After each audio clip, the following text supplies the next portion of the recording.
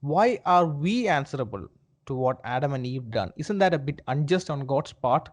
Because we see verses in the Old Testament that says that a son shall not be made liable for what the father does, and the father shall not be held liable for what the son does.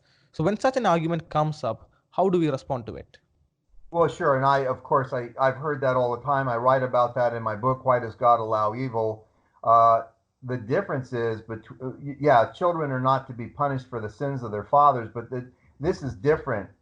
Here's what happened: is when Adam and Eve sinned, and then they had children after they were fallen, after they rebelled against God, then they had children. Now, what happens with that? Well, Adam and Eve, here's what people need to think through. Because people ask, I don't understand why I'm suffering for the sin of some people that lived thousands of years ago. Well, they weren't just some people, they were your parents. They were your first parents, your original parents, and they sinned. And then you inherited their nature. And people need to think through the words they sexually reproduced. And I think it would do the people listening to this good to just think through for a few minutes what the word sexual reproduction means. We are the reproductions of Adam and Eve. We naturally inherited their nature.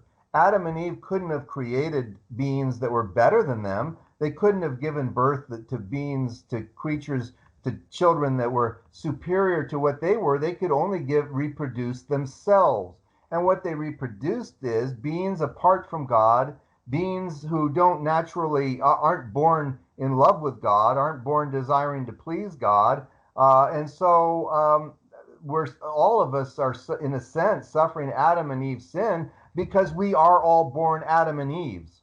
Yes, and the positive side to it, that is, if Adam and Eve did not sin, then Adam and Eve would have reproduced in that state of them That's correct. instead of that fallen state.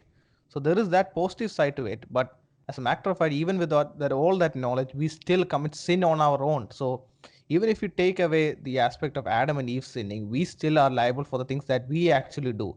We give into our wants and our desires and our pleasures, and we commit things that we know for a fact is wrong.